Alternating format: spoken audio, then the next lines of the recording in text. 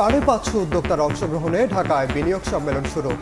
নতুনদের মূলধন সহায়তায় 900 কোটি টাকার তহবিল দেবে সরকার। নিরাপত্তা ও নিরবচ্ছিন্ন সেবার প্রতিশ্রুতি।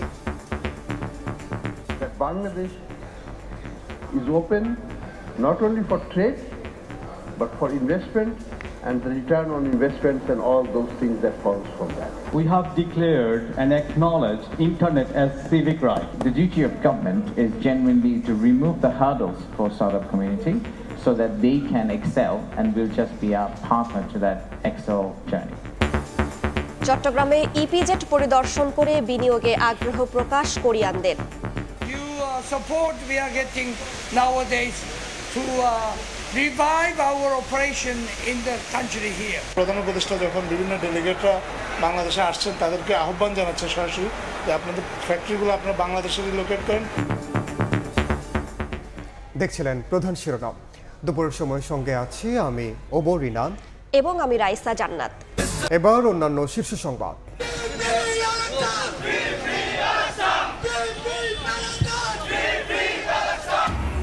ইসরায়েলি বর্বরতার প্রতিবাদে বিশ্বজুড়ে স্ট্রাইক ফর গাজা। দেশের শিক্ষাঙ্গনেও ক্লাস পরীক্ষা বর্জন। জেলায় জেলায় বিক্ষোভ। অবিলম্বে আগ্রাসন বন্ধের দাবি। ডিসেম্বরে নির্বাচন ধরে রোডম্যাপ তৈরির প্রস্তুতি ইসির। শিগগিরই রাজনৈতিক দল সুশীল সমাজের সঙ্গে সংলাপ। কঠোর শাস্তির বিধান রেখে পরিবর্তন আসছে আচরণবিধিতে। বাগেরহাটের চিতলমারীতে ভয়াবহ আগুনে পুড়ল বহুতল ভবন। নারী গৃহকর্মীর মৃত্যু। পুরান ঢাকায় লেপের দোকানে আগুনে একজনের প্রাণহানি, দগ্ধ 18 জন হাসপাতালে। ব্যাংককে ভূমিকম্পে ধসে পড়া ভবনের নির্মাণকারী প্রতিষ্ঠান যুক্ত ছিল পদ্মা সেতু ও মেট্রো রেল তৈরিতে। মেগা প্রকল্পের মান যাচাইয়ের পরামর্শ, শঙ্কা নেই বলছেন বিশেষজ্ঞ। আমি চিকিৎসাও করতে পারতাছি না, ঠিক মতো খাওয়াইতেও পারতাছি না। টাকা বেশি 1 লাখ টাকা আনছে, টাকা আছে মাত্র 10,000। অভিযোগে জর্জরিত দেশের স্বাস্থ্য খাত। গ্রামে চিকিৎসা না পেয়ে ঢাকায় এলেও মেলে না কাঙ্ক্ষিত সেবা।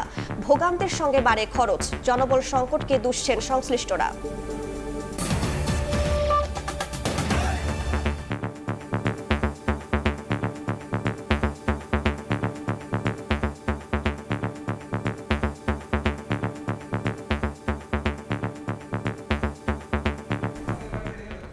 শুরুতেই গাজা প্রসঙ্গ। ফিলিস্তিনে গণহত্যার প্রতিবাদে উত্তাল ঢাকার রাজপথ।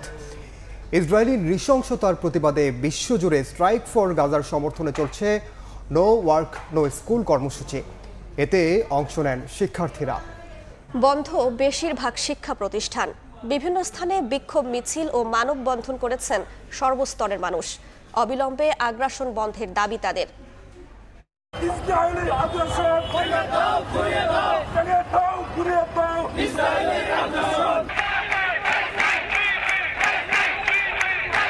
ইউনিসেফ কোথায়, ওআইসি কোথায়? সকল তার ঐক্যবদ্ধ হওয়া উচিত। দীপ্ত স্লোগানে ঢাকার রাজপথ থেকে ফিলিস্তিনের লড়াকু জনতার প্রতি সংহতি। মজলুমের পক্ষে মিছিল, স্লোগান আর বিক্ষোভে মানুষের স্বতঃস্ফূর্ত অংশগ্রহণ। স্পষ্ট বার্তা, মজলুমের পক্ষে বাংলাদেশ।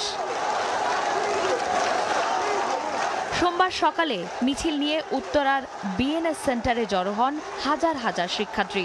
নজিরবিহীন বর্বরোচিত হামলায় ইসরায়েল যেভাবে নিরীহ ফিলিস্তিনিদের হত্যা করেছে তার প্রতিবাদ জানানো হয় এ অবস্থান থেকে। মুসলিম যে রাষ্ট্রগুলো রয়েছে, মুসলিম অধ্যুষিত, সকলকে আরো ঐক্যবদ্ধ হওয়া উচিত এবং একই সাথে আরো জোরালো ভূমিকা পালন করা উচিত। ইউনিসেফ কোথায়, ওআইসি কোথায়? যেখানে সারা মুসলিম বিশ্বের একটা সংস্থা হচ্ছে ওআইসি, তারা কেন আজকে চুপ? সবার একসাথে সাহায্য করা উচিত, এগিয়ে আসা উচিত এবং তাদের পাশে দাঁড়ানো উচিত। প্রত্যেকটা আদার্স যে দেশগুলো আছে, কারো কোনো মাথা ব্যথা নাই যেটা দেখা যাচ্ছে। ফিলিস্তিনিদের প্রতি সংহতি জানিয়ে ব্র্যাক বিশ্ববিদ্যালয় সহ কয়েকটি বেসরকারি বিশ্ববিদ্যালয়ের শিক্ষার্থীরাও নামেন রাজপথে। অংশ নেয় ইংলিশ মিডিয়াম স্কুলের শিক্ষার্থীরাও। এ সময় ইসরায়েলি পণ্য বয়কটের ডাক দেন বিক্ষুব্ধ শিক্ষার্থীরা। ইসরায়েলকে আমরা বয়কট করছি, যেহেতু বয়কট করে দেব ইনশাআল্লাহ। আপনাদের কাজ নাকি বিশ্ব শান্তি রক্ষা করা, অথচ আপনারা জাতিসংঘ চোখ থাকতেও অন্ধ। সমগ্র বিশ্বে যে অশান্তি সৃষ্টি হচ্ছে তার পিছনে একমাত্র আপনারা দায়ী। করে অবিলম্বে গণহত্যা বন্ধের দাবি জানান তারা। সেই সঙ্গে ইসরায়েলি পণ্য বর্জনের ঘোষণা দেন।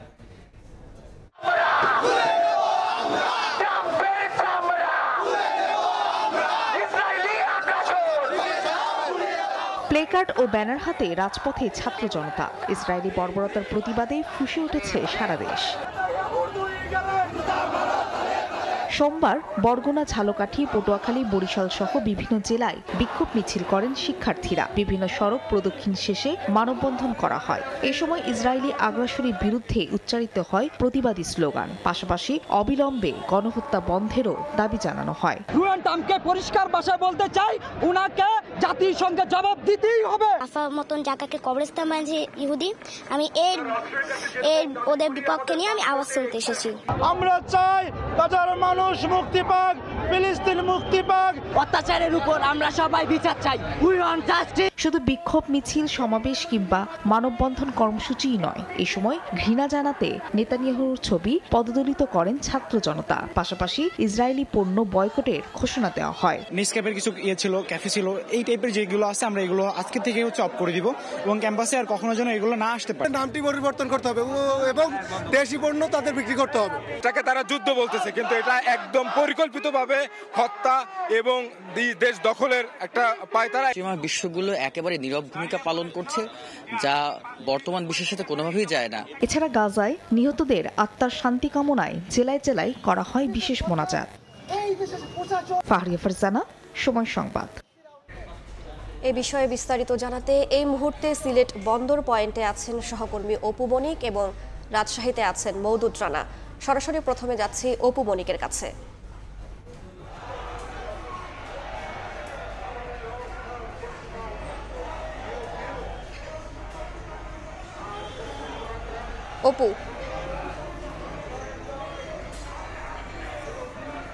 অপু শুনছেন?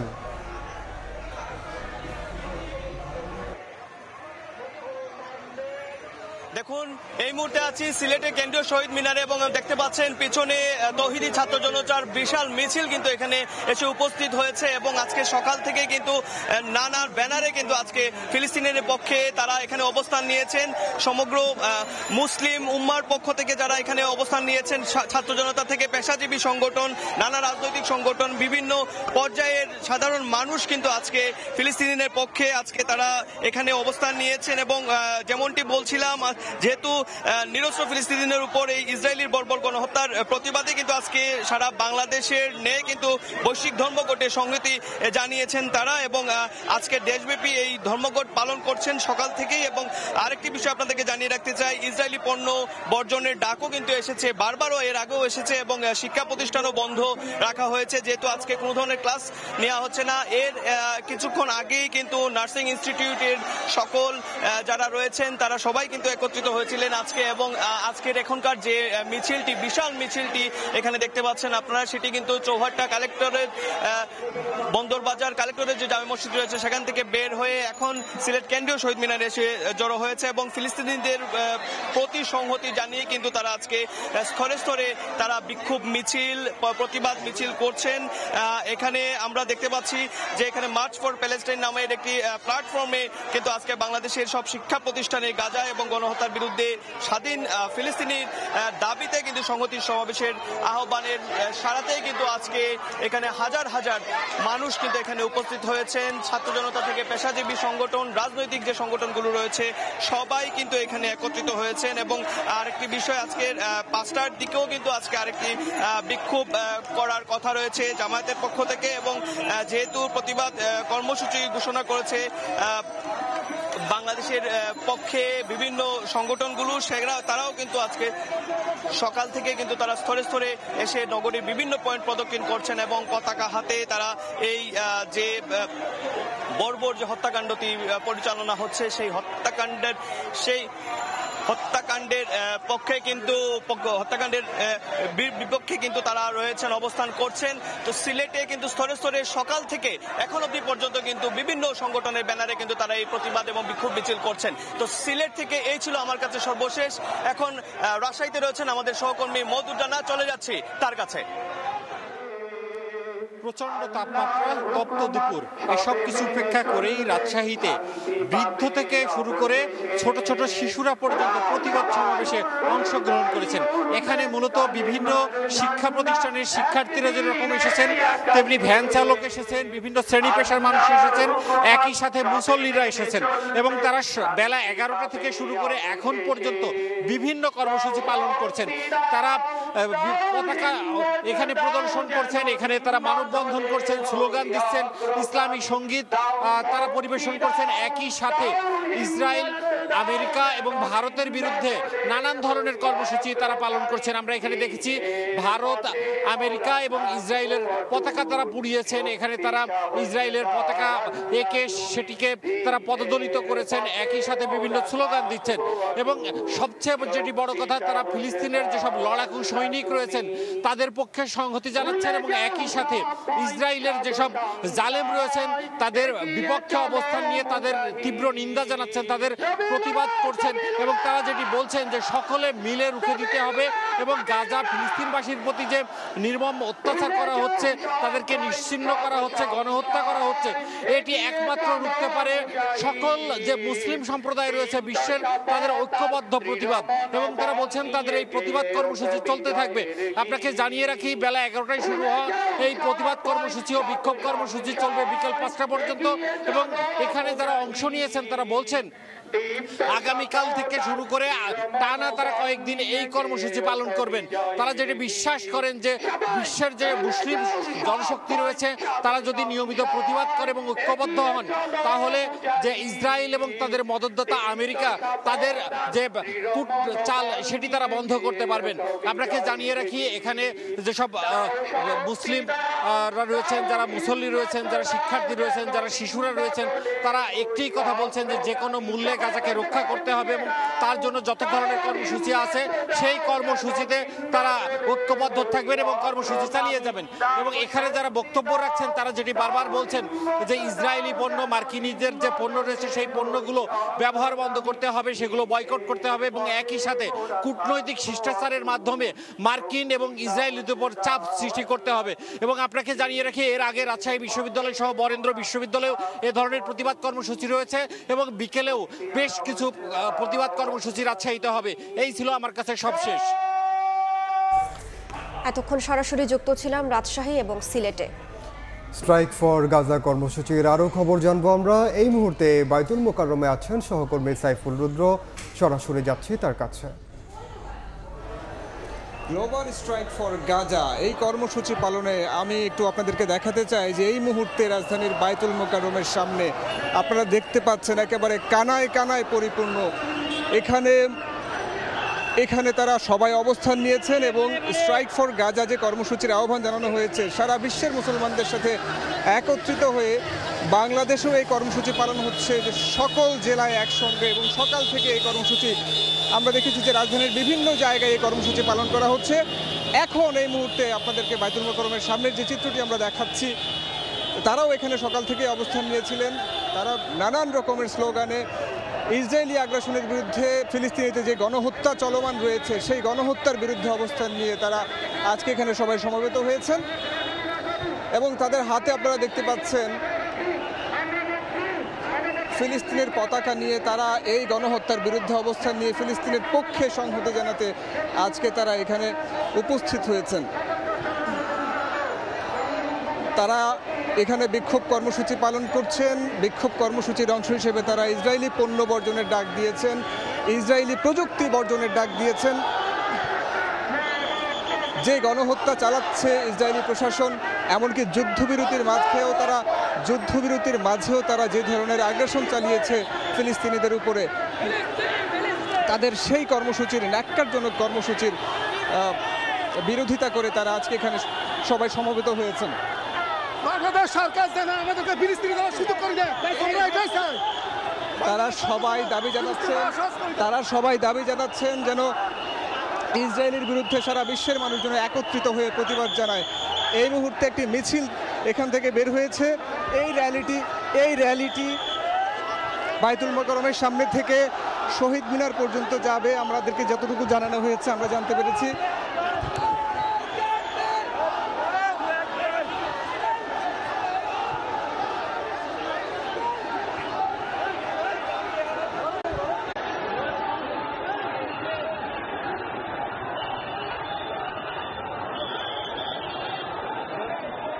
বায়তুল মোকাররমের সামনে থেকে র্যালিটি শহীদ মিনার অভিমুখে যাত্রা করেছে এবং এখানে আপনারা দেখতে পাচ্ছেন যে পুরো রাস্তা বায়তুল মোকাররমের সামনে থেকে শুরু করে পল্টনের যে রাস্তাটি রয়েছে এই সড়কটি একেবারে কানায় কানায় পরিপূর্ণ হয়ে গেছে।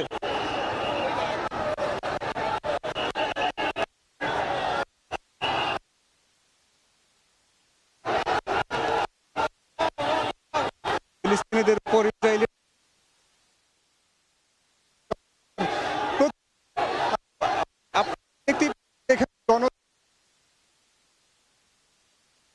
বায়তুল মোকাররমের সামনে থেকে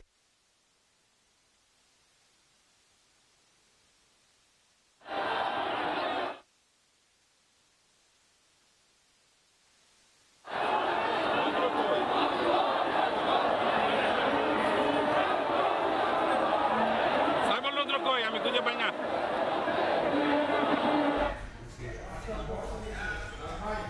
স্ট্রাইক ফর গাজা কর্মসূচির বায়তুল মোকাররম থেকে জানাচ্ছিলেন সহকর্মী সাইফুল রুদ্র।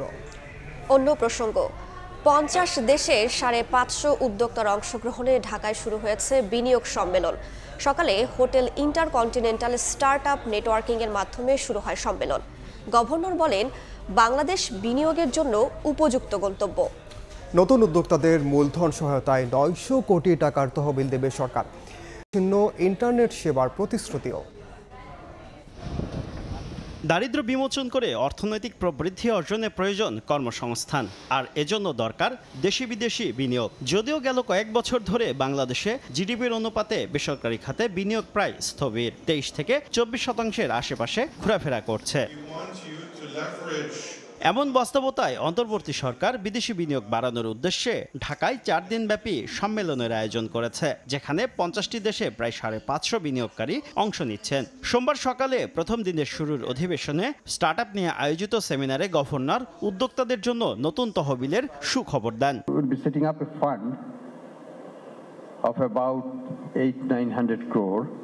Bangladesh is open not only for trade but for investment and the return on investments and all those things that follows from that. এ সময় বিনিয়োগ উন্নয়ন কর্তৃপক্ষ বিডার নির্বাহী চেয়ারম্যান জানান, দেশের স্টার্টআপ প্রতিষ্ঠানগুলোকে সঙ্গে নিয়ে তিনি কাজ করতে আগ্রহী। The duty of government is genuinely to remove the hurdles for startup community so that they can excel and will just be a partner to that excel journey.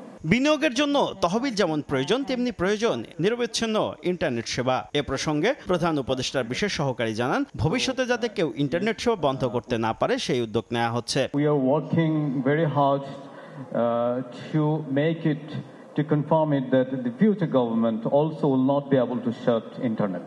এ সময় তিনি জানান, চলতি মাসের মধ্যে কাজ শেষে মে মাসে ব্যক্তিগত তথ্য সুরক্ষা আইন চূড়ান্ত করা হবে। Has already taken a good focus. শুভ খান, সময় সংবাদ, ঢাকা। এই মুহূর্তে রাজধানীর হোটেল ইন্টারকন্টিনেন্টালে আছেন রিপোর্টার MS আরিফিন। সরাসরি যাচ্ছি তার কাছে।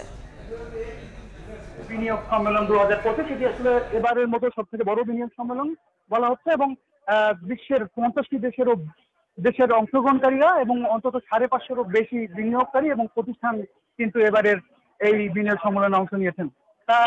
বিভিন্ন সেশনে আসলে এবারের বিনিয়োগ এই সম্মেলন আয়োজিত করা হয়েছে। আজকে সকাল 10টায় এই বিনিয়োগ সম্মেলনের উদ্বোধন করা হয় এবং সেখানে প্রথম সেশনে কিন্তু আজকে চট্টগ্রামের আনোয়ারায় কোরিয়ান ইপিজেডে কিন্তু কোরিয়ান বিনিয়োগকারীরা প্রথমে পরিদর্শন করেন এবং তারা যেটি জানান যে যাদের বাংলাদেশে বিনিয়োগের ক্ষেত্রে আসলে জমি প্রয়োজন রয়েছে, যারা জমি খুঁজতে চান তারাই কিন্তু আসলে এই বিনিয়োগের এই প্রথম সেশনে অংশগ্রহণ করেছেন। এছাড়া আমাদেরকে যেটি কর্তৃপক্ষ জানিয়েছে যে এই সম্মেলনে কিন্তু এবার ফেসবুকের মাদার কোম্পানি মেটা, উবার এবং স্যামসাং এর মতো বড় বড় বিনিয়োগকারী সংস্থাগুলো কিন্তু প্রতিনিধিরা এবার এই কিন্তু এবার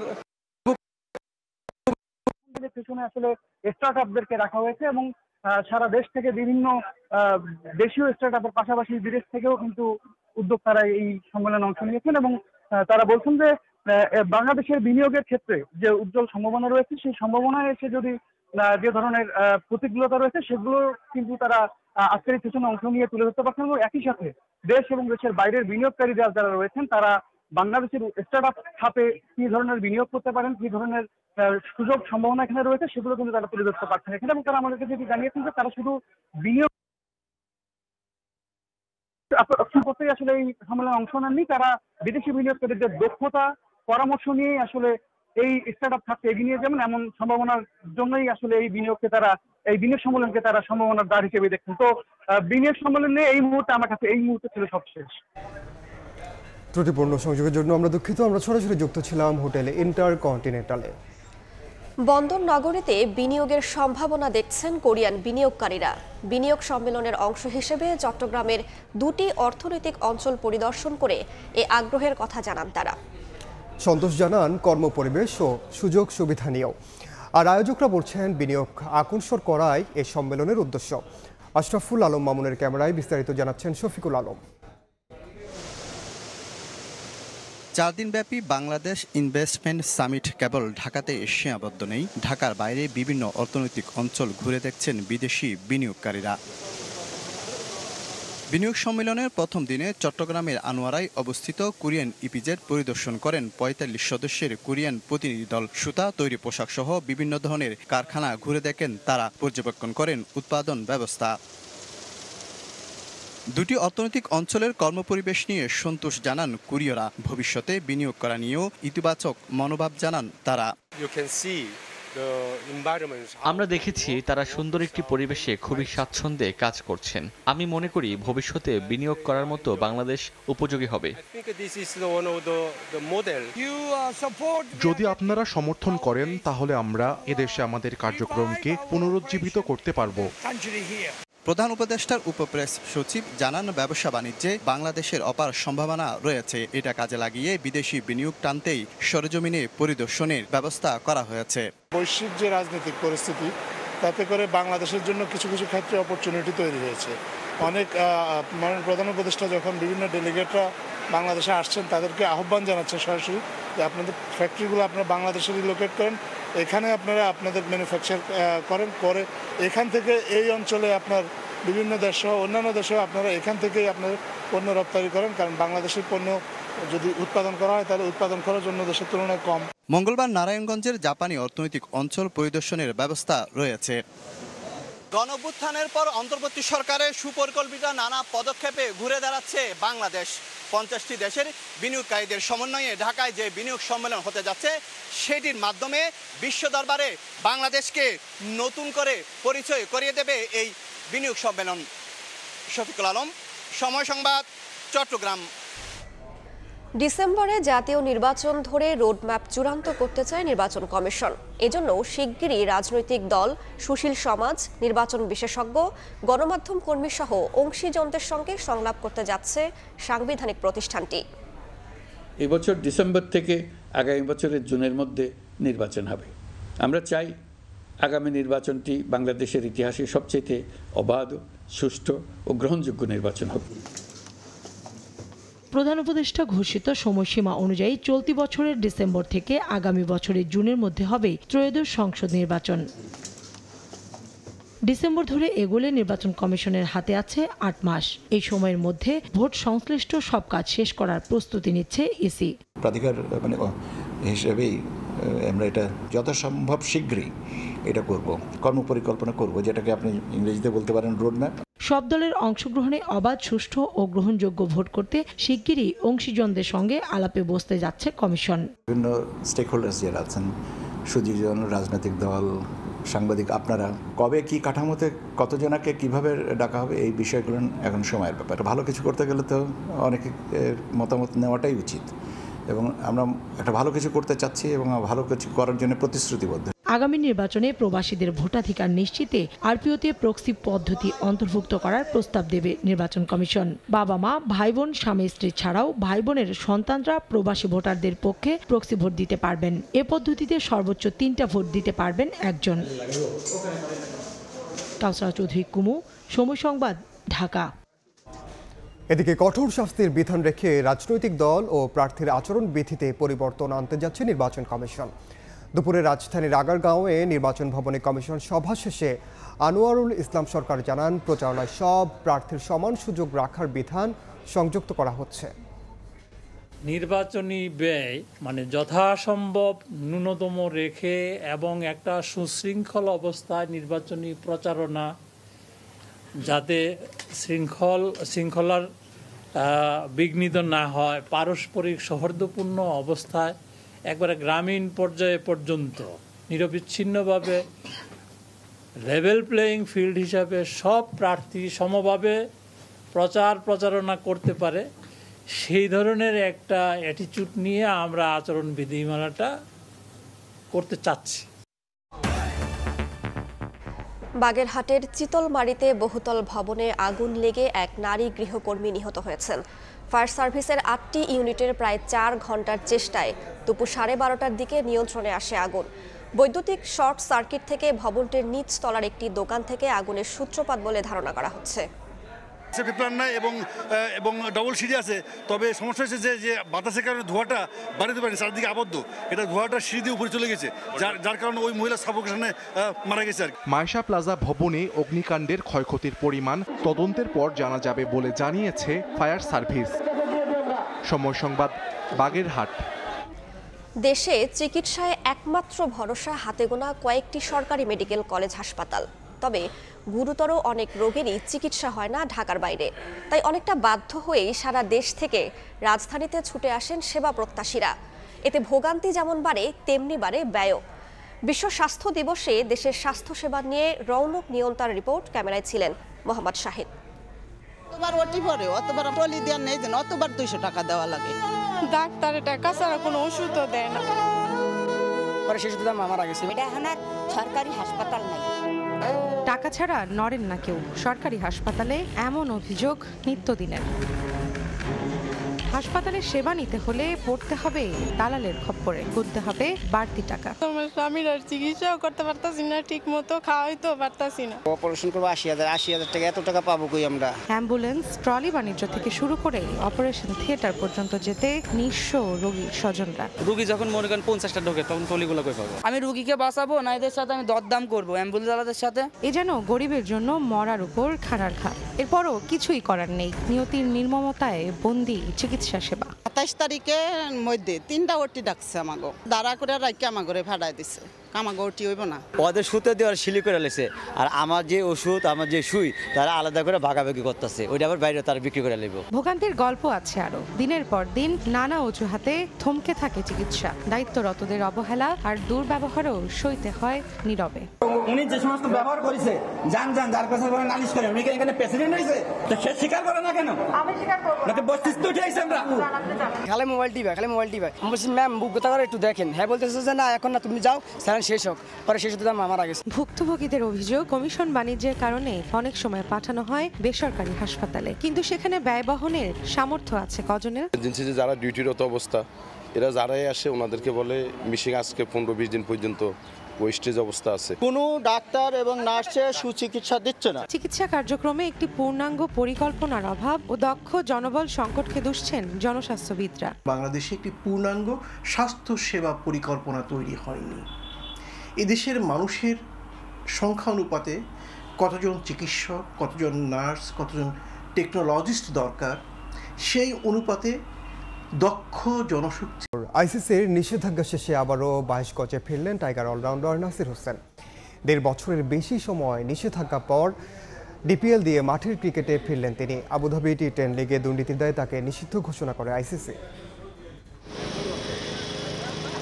ক্যারিয়ার জুড়ে মাঠের ক্রিকেট নিয়ে যত না আলোচনা হয়েছে তার চেয়ে বেশি মাঠের বাইরের ক্রিকেট নিয়ে আলোচিত এক নাম বাংলাদেশের অলরাউন্ডার নাসির হোসেন। ব্যক্তিগত জীবন নিয়ে বিতর্ক, ফ্র্যাঞ্চাইজি ক্রিকেটে দুর্নীতি, এরপর আইসিসির নিষেধাজ্ঞার খড়গ। 2021-এ আবুধাবি টি10 লিগে খেলতে গিয়ে উপহার গ্রহণ করার তথ্য গোপন করায় শেষ পর্যন্ত মাঠের ক্রিকেট থেকেই দূরে থাকতে হয় এই টাইগার অলরাউন্ডারকে।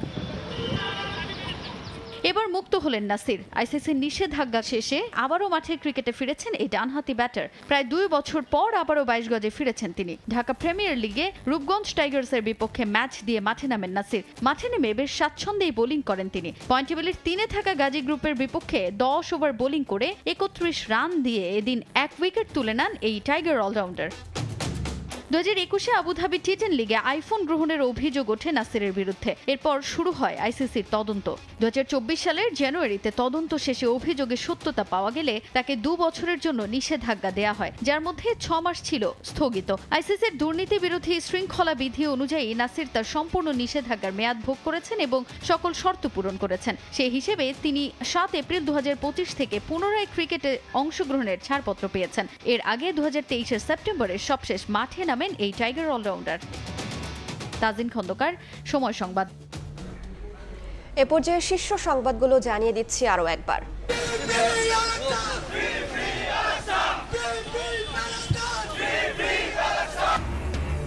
ইসরায়েলি বর্বরতার প্রতিবাদে বিশ্বজুড়ে স্ট্রাইক ফর গাজা। দেশের শিক্ষাঙ্গনেও ক্লাস পরীক্ষা বর্জন, জেলায় জেলায় বিক্ষোভ, অবিলম্বে আগ্রাসন বন্ধের দাবি। ঢাকায় বিনিয়োগ সম্মেলন শুরু, 50 দেশের 550 উদ্যোক্তার অংশগ্রহণ। সম্ভাবনা তুলে ধরলেন গভর্নর। চট্টগ্রামে বিনিয়োগে আগ্রহ প্রকাশ কোরিয়ানদের। এবং ডিসেম্বর নির্বাচন ধরে রোডম্যাপ তৈরির প্রস্তুতি ইসির। শিগগিরই রাজনৈতিক দল সুশীল সমাজের সঙ্গে সংলাপ। কঠোর শাস্তির বিধান রেখে পরিবর্তন আসছে আচরণবিধিতে।